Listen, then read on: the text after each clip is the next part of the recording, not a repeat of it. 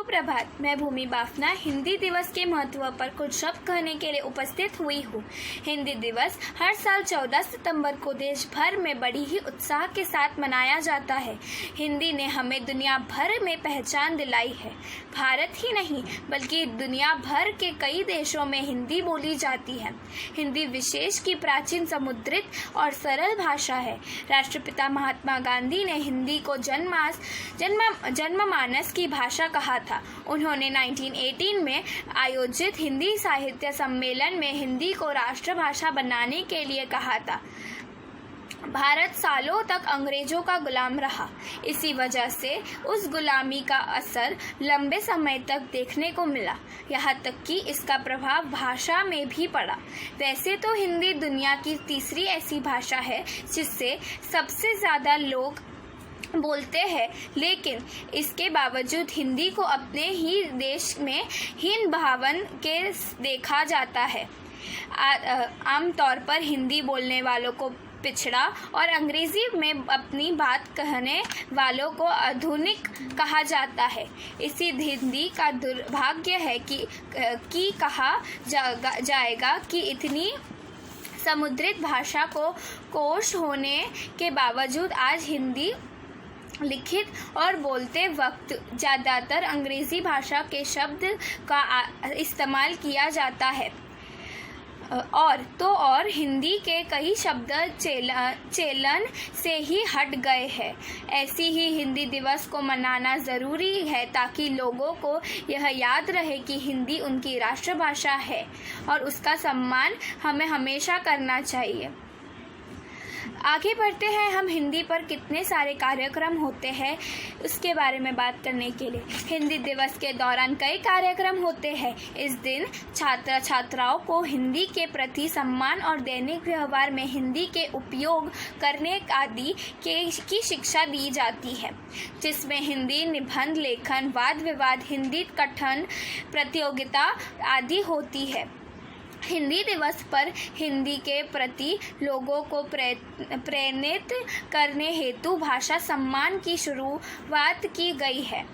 यह सम्मान प्रतिवर्ष देश के ऐसे व्यक्तित्व को दिया जाएगा जिसने जन जन में हिंदी भाषा के प्रयोग एवं उत्थान के लिए विशेष योगदान दिया है।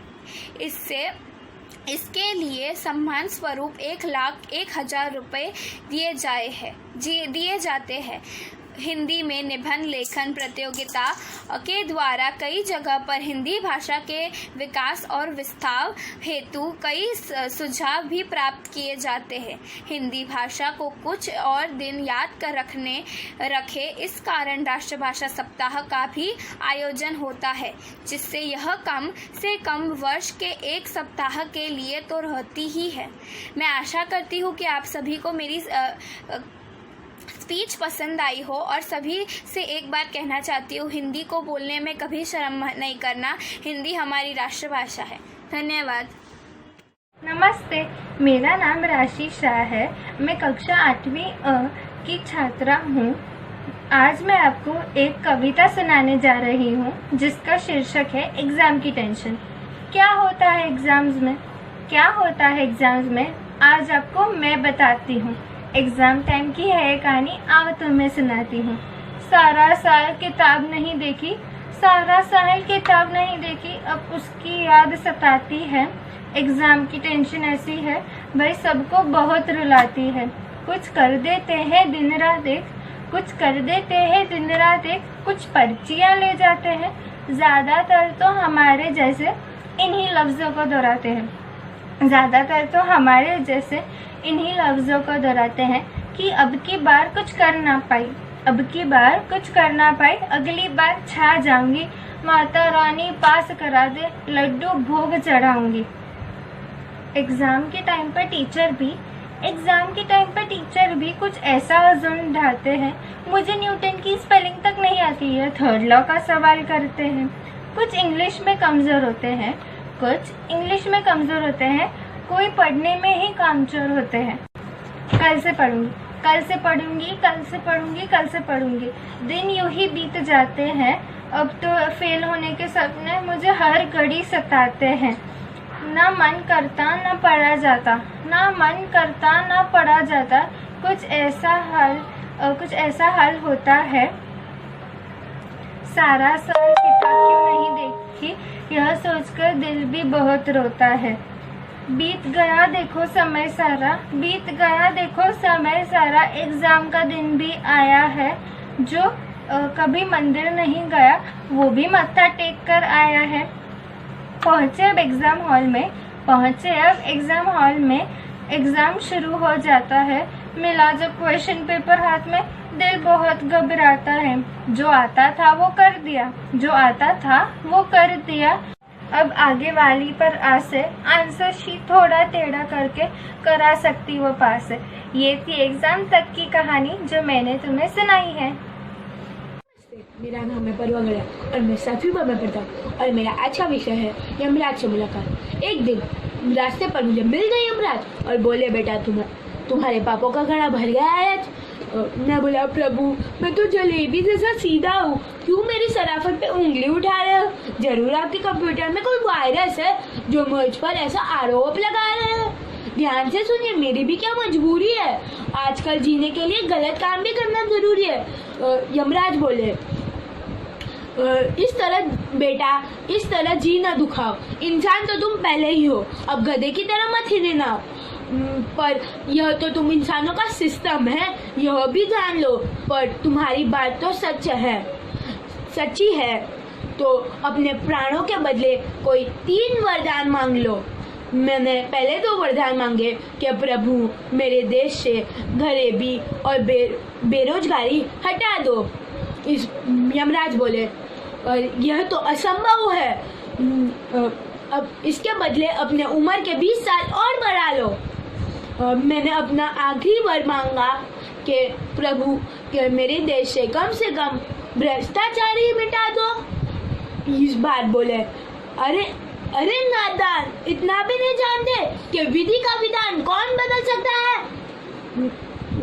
जब मैं खुद यमराज तुम्हें 20 साल की रिश्वत दे रहा हूँ, तो सोचो भ्रष्टाचार कौन मिटा सकता है?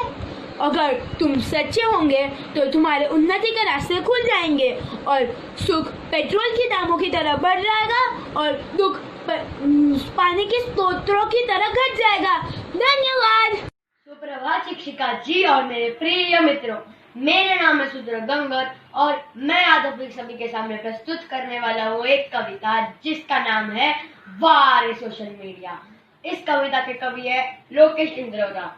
वार सोशल मीडिया का जैसे ही हुआ हमारे जीवन में वेलकम, तब से मोबाइल लाइफ शुरू और सोशल लाइफ खत्म।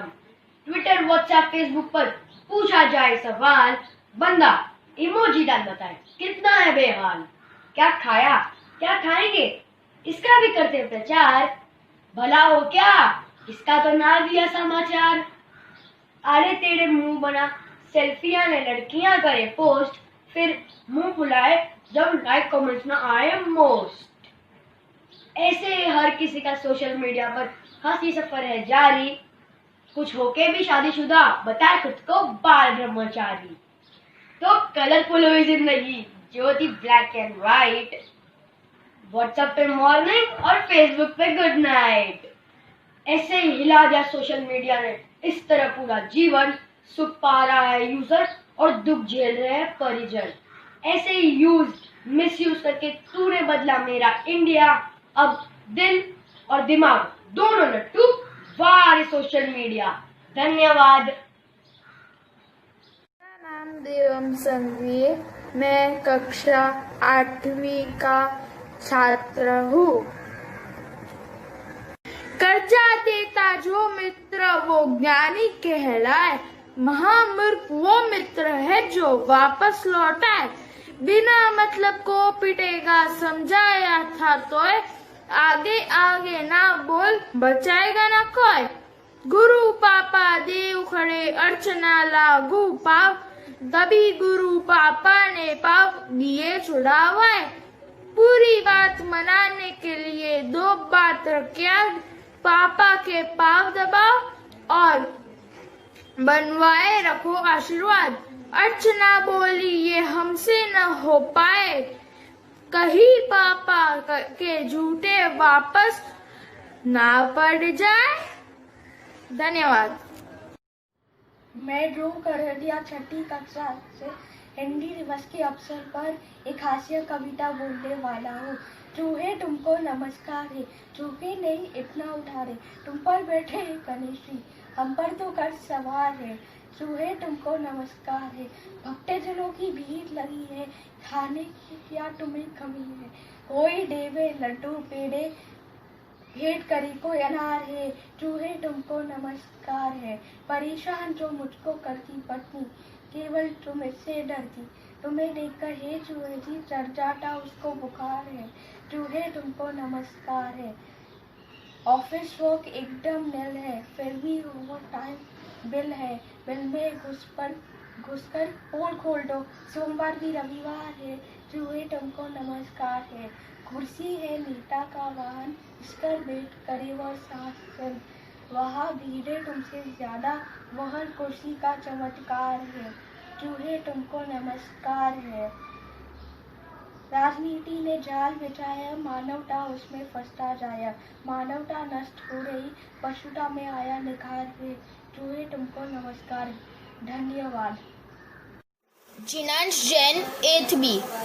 रिश्तेदारों की है चिंता, हमसे ज्यादा खाए रही, फेल हुई थी चुन्नी अपनी, बता के बुआ डराए रही, बस उनके चक्कर में अब तो जीना अपना हुआ हराम, बने किताबी कीड़े हैं सब, छोड़ के देखो सारे काम, नींद न आती रातों में, उल्लू बन बन जाग रहे, समझ न आए कौन दिशा में, दिमाग के घोड़े भाग रहे, सिर में ऐसी दर्द छिड़े है, भगा सके ना जंडू बाम, बने किताबी कीड़े हैं सब, छोड़ के देखो सारे।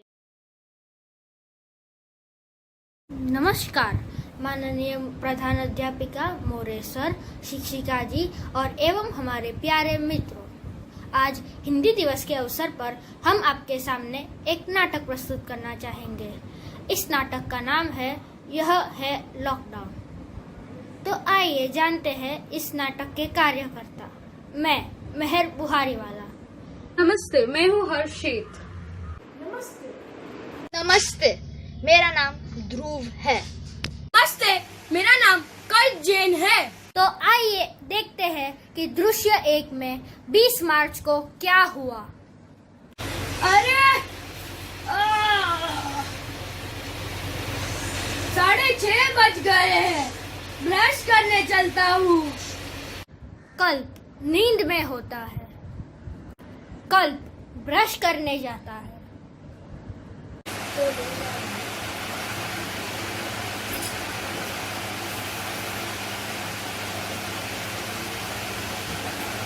बेटा कल मुझे तुमसे कुछ बात करनी है।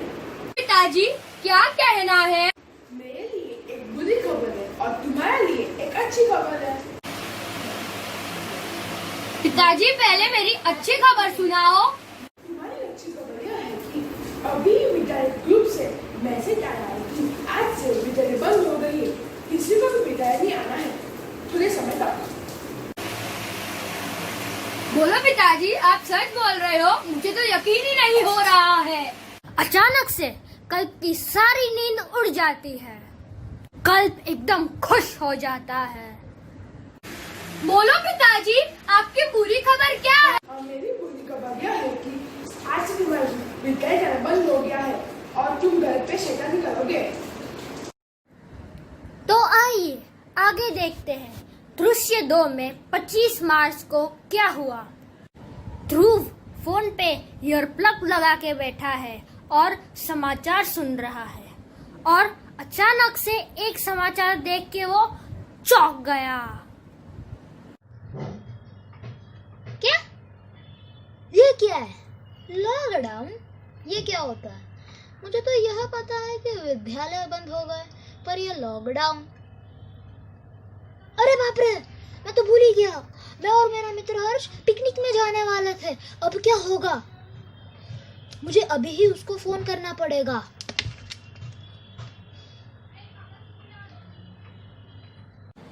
ध्रुव एकदम हड़बड़ी में हर्ष को फोन लगाता है और हर्ष फोन उठाता है। पैकिंग कर देता हूँ ये मैं।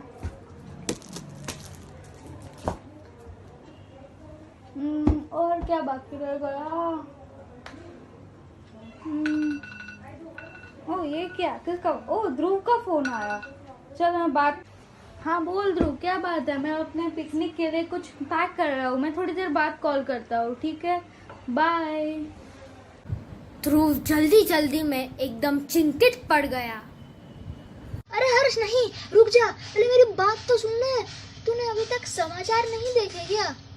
हर्ष आश्चर्य में पड़ गया। अरे ध्रुव, कौन सा समाचार की बात कर रहा है? मैंने तो कोई समाचार नहीं देखा। तो अभी जल्दी जाकर देख ले, बाद में मुझे फोन करना। अलविदा।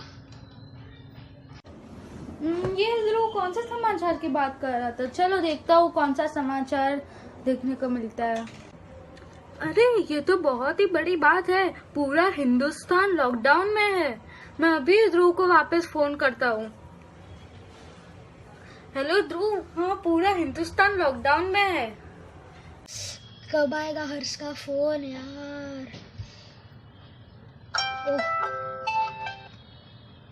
हाँ हर्ष बोल, तूने समाचार देखा क्या? हाँ सही बोला तूने हर्ष। हमें इसका अच्छे से पालन करना होगा क्योंकि ये भारत के लिए सबसे बड़ा कदम है। अलविदा ध्रुव, बाय। तो आइए अब दृश्य 3 में देखते हैं जब सारी परीक्षाएं रद्द हो गई। हर्ष हड़बड़ी में होता है। अरे बाप रे, मुझे अभी मेहर को फोन करना पड़ेगा। मुझे नहीं पता उसे पता होगा। कॉल कर देता हूँ। हाँ बोल दोस्त, क्या काम है मेरा? मेहर, तुझे पता है क्या? क्या? हर्ष तू किसकी बात कर रहा है? क्या पता है? मेरी तो कुछ समझ में नहीं आ रहा। हर्ष उदास होकर, क्या मेहर, तुझे अभी तक नहीं पता कि हमारी सारी परीक्षाएं रद्द हो गई है? क्या? इस पे उदास होने वाली क्या बात है? ये तो इतनी खुशी की बात है। तेरे लिए सुखी की बात है, पर मेरे लिए दुखी की बात है क्योंकि मैंने इस परीक्षा के लिए बहुत सारी मेहनत की थी। भाई मैं तो बहुत खुश हूँ।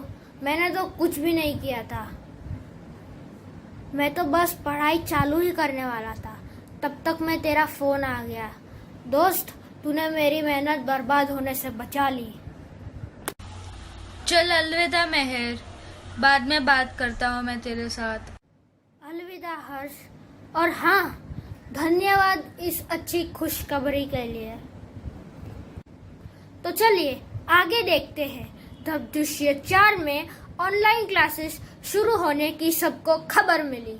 ध्रुव बैठे बैठे मोबाइल पे समाचार देख रहा है। तो आज की ताजा खबर क्या है? कोई अच्छी खबर मिल ही नहीं रही है यार। अरे वाह, विद्यालय के बारे में कुछ खबर है, जरा पढ़ लेता हूँ मैं। क्या? समाचार देखकर ध्रुव एकदम ही चौंक जाता है और मास्क पहनकर जल्दी जल्दी अपने पड़ोसी की घंटी बजाने लगता है। जब पड़ोसी को अपनी घंटी की चिंता होने लगती है।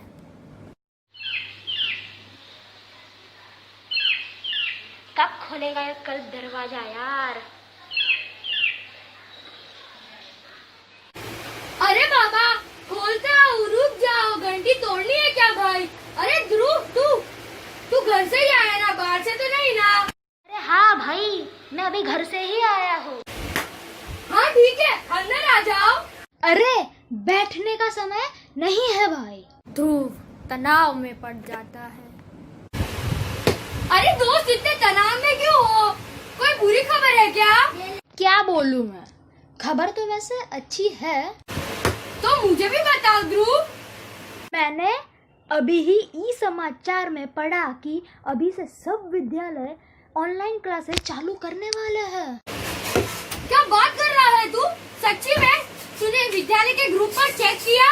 नहीं तो मैंने तो विद्यालय के ग्रुप पर चेक नहीं किया। रुक, मैं चेक कर लेता हूँ। हाँ यार, तू तो सही बोल रहा है, लेकिन यह अच्छा है। हाँ, सही बोला तुमने, क्योंकि अभी सभी लोग घर बैठे बैठे खाली टाइम पास ही कर रहे हैं। तो ठीक है, चलता हूँ मैं।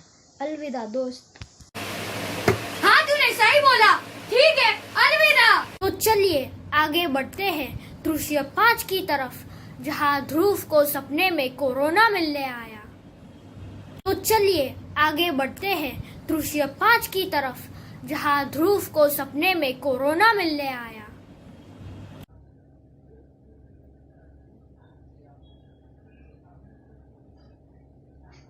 अरे भाई, कौन है तू?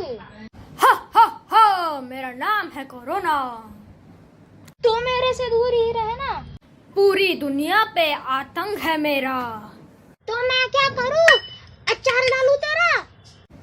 मजाक मत बना तू मेरा। तो तू बोल, क्यों आया है तू यहाँ? क्या काम है तुझे मेरा?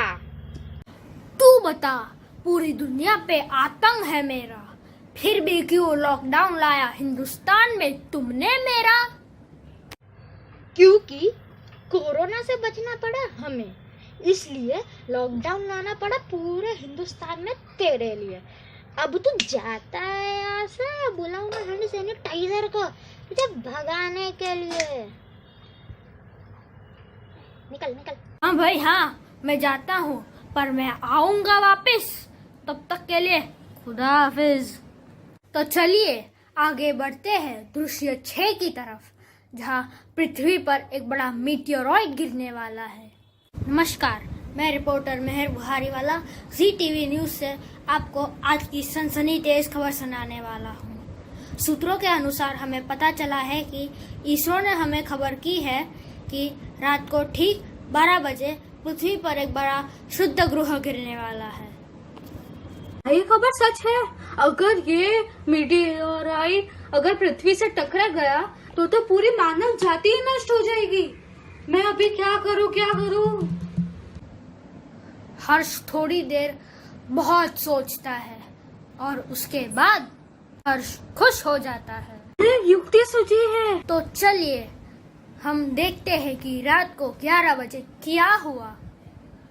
हर्ष को एक युक्ति सूझती है और वो उसकी युक्ति का प्रयोग करता है, पर उसकी युक्ति क्या है ये आप ही देखिएगा आगे चलते चलते। हर्ष 11 बजे तक अपनी युक्ति चलाता है और फिर आगे देखिए होता है क्या। नमो जिनानम जिया भयानम, नमो जिनानम जिया भयानम, नमो जिनानम जिया भयानम, नमो जिनानम जिया भयानम। तो हर्ष रात को मंत्र जाप करते ही करते अपनी कुर्सी पे सो गया। नमो जिनानम जिया भयानम, नमो जिनानम जिया भयानम, नमो जिनानम जिया भयानम। क्या सुबह हो गई? अरे ये तो सुबह हो गई है। अरे वो बड़े मीटियोराइड का क्या हुआ? मैं बच गया? चेक कर लेता हूँ। हाँ, मैं तो बच गया हूँ। ये मैं अभी समाचार देख लेता हूँ क्या हुआ उस मीटियोराइड का। तो आइए आज हम आपको आज की खबर सुनाते हैं। जो कल शुद्ध ग्रह पृथ्वी पर गिरने वाला था वो खबर सच थी, पर वो पृथ्वी को चूक कर थोड़ी ही दूरी से गुजर गया। आज मैं बच गया। जो मैंने मंत्रों के जाप किए उससे मैं बच गया आज। तो लीजिए आ गया है दृश्य 7, जब हिंदुस्तान में टिकटॉक रद्द हो गया। आर्यन गुनगुनाता है और गुनगुनाते वह टिकटॉक देखता है। अरे सब टिकटॉक बनाते हैं और टिकटॉक वीडियो देखते हैं।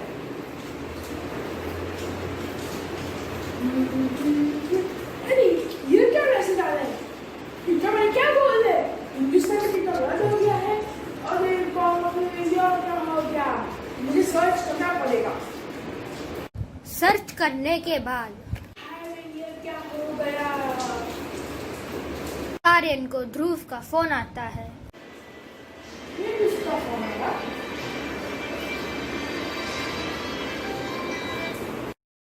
ध्रुव ज्यादा ही खुश हो जाता है। अरे आर्यन, तुझे पता है क्या, 59 चाइनीज एप्स हिंदुस्तान में रद्द हो गई है, रद्द। यह बहुत ही खुशी की बात है। आर्यन मुंह लटका के बैठा है। तो इसमें मुंह लटकाने वाली क्या बात है? ध्रुव हंसते हंसते बोलता है। अरे हाँ, मैं तो भूल ही गया था। आर्यन, तू तो रोज टिकटॉक चलाता था, माफ कर देना मुझे। तो मैं क्या ही करूं, ऐसे ऐप को रद्द ही होना था। ऐसा मैं भी बोलता हूँ और बाकी लोग भी बोलते हैं।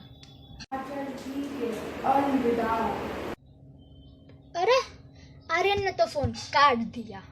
ठीक है, अब हम भी क्या करें, खुशियां मनाते हैं। 59 चाइनीज ऐप्स रद्द हो गए हैं, रद्द हो गए रे, रद्द हो गए। आर्यन चिंता में होता है।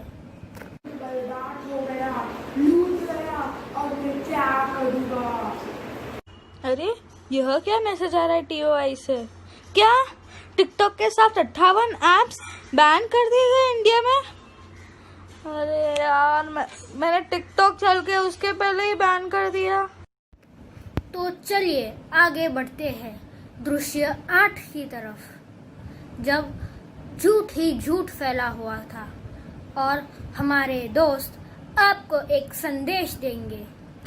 हम सभी को मैसेज कर देते हैं कि झूठे खबरें मत फैलाओ, जितना हो सके उससे दूर ही रह जाओ। देश को बचाना है तो दान करो, डॉक्टर्स, नर्स और साइंटिस्ट को प्रणाम करो। प्रदूषण ज्यादा मत फैलाओ, उससे अच्छा कोरोना पेशेंट के लिए प्रार्थना कर जाओ। पर घर के बाहर मत निकलो, जितना हो सके उतना घर पे ही रह जाओ। यह मैसेज आप सभी लोगों को फॉरवर्ड करिए, यही है हमारी इच्छा। पक्का फॉरवर्ड करना भूलिएगा नहीं। तो आप सब भी ये मैसेज आगे सब लोगों को फॉरवर्ड करना। हमारा नाटक देखने के लिए हमारी तरफ से आप सभी लोगों का धन्यवाद। धन्यवाद। धन्यवाद मित्रों। धन्यवाद। धन्यवाद। आप सभी को हमारी हमारी तरफ से हिंदी दिवस की हिंदी दिवस शुभकामनाएं। की शुभकामनाएं।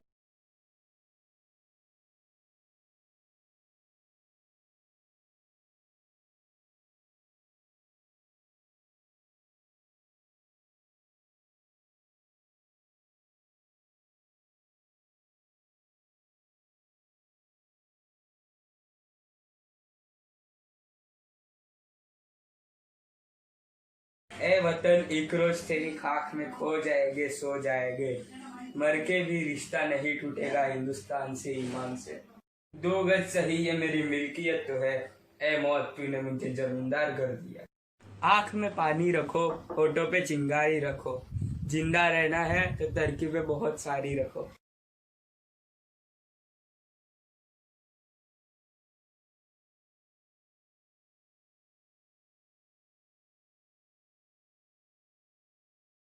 लोई जी की श्रद्धांजलि के लिए मैं और मेरे विद्यार्थी मित्र उनकी कही गई शायरियाँ कहेंगे। दिलों में आग, लबों पे गुलाब रखते हैं, सब अपने चेहरों पर दोहरी नकाब रखते हैं। हमें चिराग समझकर बुझा ना पाओगे, हम अपने घर में कई आफ्ताब रखते हैं, कई आफ्ताब रखते हैं। बनके एक हादसा बाजार में आ जाएगा, जो नहीं होगा वो अखबार में आ जाएगा। चोर उचक्को की करो कद्र की मालूम नहीं, कौन कब कौन सी सरकार में आ जाएगा, सरकार में आ जाएगा। शुभ प्रभात माननीय शिक्षकगण और मेरे प्यारे मित्रों, मैं प्रतिष्ठान के शारदा मंदिर हाई स्कूल का विद्यार्थी आपके सामने इस हिंदी दिवस के शुभ अवसर पे श्री राहत इंदौरी जी को श्रद्धांजलि देते हुए शायरी पेश करना चाहता हूँ। तो चलिए शुरू करते हैं। आंखों में रखो पानी, होठों पे रखो चिंगारी, आंखों में रखो पानी, होठों में रखो चिंगारी, मरना नहीं चाहते हो तो रखो तरकीबें बहुत सारी, बहुत सारी। राह के इस पत्थर से बढ़कर कुछ नहीं है मंजिल, राह के इस पत्थर से बढ़कर कुछ नहीं है मंजिल। रास्ते आवाज देते हैं पर सफर जारी रखो, जारी रखो। धन्यवाद। मैं आपके सामने उनकी दूसरी शायरी पेश करता हूँ। सूरज सितारे चांद मेरे साथ में रहे, सूरज सितारे चांद मेरे साथ में रहे, जब तक तुम्हारा हाथ मेरे हाथ में रहे, जब तक तुम्हारा हाथ मेरे हाथ में रहे।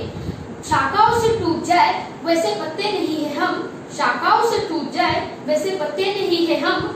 आंधियों को कह दो अपनी औकात में रहे, अपनी औकात में। यहाँ उपस्थित सभी को मेरा प्रणाम। मैं हिया दोषी कक्षा 9वीं ब से आज आपके समक्ष हिंदी दिवस के शुभ अवसर पर कुछ कहना चाहूंगी। सर्वप्रथम आप सबको हिंदी दिवस की हार्दिक हार्दिक हार्दिक शुभकामनाएं। दोस्तों, जीवन में दो तरह के ज्ञान अति आवश्यक होते हैं, एक तकनीकी ज्ञान, दूसरा सामाजिक ज्ञान, जो आम जनता को अक्सर उन्हीं की भाषा में पहुंचाया जा सकता है। लेकिन बड़े दुख की बात है कि आज हम सब बड़े गर्व से कहते हैं कि हमें हिंदी नहीं आती। हमारे माता पिता बड़े गर्व से कहते हैं कि हमारा बच्चा अंग्रेजी बहुत अच्छे से बोल लेता है, लेकिन हिंदी जो है वह उसकी कमजोरी है। आप बताइए दोस्तों, क्या यह बात गर्व करने जैसी है? मुझे तो बिल्कुल नहीं लगता। आज 14 सितंबर है, जिसे हम हिंदी भाषा के दिवस के रूप में मनाते हैं। इस दिन हम सब हिंदी को बहुत सम्मान देते हैं। दोस्तों, हिंदी एक ऐसी भाषा है जो कश्मीर से लेकर कन्याकुमारी तक सभी को एक धागे में पिरोए रखती है। तो क्या हम इन सब को एक दिवस में इकट्ठा कर सकते हैं? नहीं। 14 सितंबर को बस एक दिन हम करते हिंदी का गुणगान, 14 सितंबर को बस एक दिन हम करते हिंदी का गुणगान, बाकी 364 दिन हम भूल जाते हिंदी का सम्मान, बाकी 364 दिन हम भूल जाते हिंदी का सम्मान। सिर्फ एक दिन हम कहते हिंदी को महान, सिर्फ एक दिन हम कहते हिंदी को महान, और दूसरे ही दिन हम समझने लगते हिंदी बोलने में अपमान, और दूसरे ही दिन हम समझने लगते हिंदी बोलने में। दोस्तों, चीनी के बाद हिंदी विश्व में सर्वप्रसिद्ध भाषा है। हमारा भारत देश विविध संस्कृतियों और वेशभूषाओं में भी अनेकता में एकता का प्रतीक रहा है, और यह एकता सिर्फ हिंदी की वजह से ही बनी रही है। आज की युवा पीढ़ी हिंदी आते हुए भी अंग्रेजी में ही सबसे वार्तालाप करती है, सिर्फ यह जताने के लिए कि वह पढ़े लिखे हैं। आजकल तो जिसे अंग्रेजी नहीं भी आती वह भी टूटी फूटी अंग्रेजी बोल लेते हैं, सिर्फ यह जताने के लिए कि वह शिक्षित है। दोस्तों, ऐसा नहीं है कि जो अंग्रेजी बोलते हैं वही शिक्षित है। मुंशी प्रेमचंद, राहत इंदौरी, जयशंकर प्रसाद, महात्मा गांधी जैसी प्रसिद्ध आत्माएं हमें अंग्रेजी में कभी प्राप्त नहीं होती। अभी आप सब कहेंगे कि हमें विद्यालय में कोई हिंदी बोलने ही नहीं देता। अगर हम कक्षा में हिंदी का प्रयोग करते हुए पाए जाते हैं तो हमें डांटा जाता है। लेकिन दोस्तों, आप जिस भाषा को हिंदी कहते हैं ना, वह हिंदी का सबसे बड़ा अपमान है। तेरे को, मेरे को, यह सब हिंदी कतई नहीं है। हिंदी तो वह भाषा है जिसमें आप अपने से एक दिन बड़े इंसान को भी आप कहकर संबोधित करते हैं, और आजकल के लोग अपने से 7-8 साल बड़े भाई बहनों को भी तू कहकर संबोधित करते हैं। तो आप बताइए, क्या हम जो बोलते हैं वह हिंदी है? दोस्तों, असली बात तो ये है कि हमने हिंदी का महत्व कभी समझा ही नहीं है, और इसीलिए हम आज हिंदी को भी नहीं समझ पाए। विज्ञान का शिक्षक अपने शिष्य से कहता है कि बेटा, तू अच्छे से विज्ञान पढ़ ले, तू बड़ा होकर वैज्ञानिक बन पाएगा। गणित का शिक्षक कहता है कि बेटा, तू गणित सीख ले, बड़ा होकर सीए बन जाएगा। लेकिन हिंदी का शिक्षक क्या कहे? वह तो यह भी नहीं कह सकते कि बेटा तू हिंदी पढ़ ले, अच्छा साहित्यकार बन जाएगा। यह प्रश्न आता है क्योंकि हिंदी की सीमा सिर्फ अच्छे करियर तक ही सीमित सीमित नहीं है। हिंदी की सीमा करियर से कई ज्यादा है। अंत में बस इतना कहना चाहूंगी दोस्तों कि आज हिंदी दिवस के दिन हिंदी माँ ने अपना दुख है बतलाया। आज हिंदी दिवस के दिन हिंदी माँ ने अपना दुख है बतलाया, जब अपने ही हिंदुस्तानी बच्चों की जुबान पर दूसरी भाषा को है पाया। जब अपने ही हिंदुस्तानी बच्चों की जुबान पर दूसरी भाषा को है पाया। कैसा यह वक्त है आया, मेरे ही बच्चों ने मुझे 14 सितंबर को है बुलाया।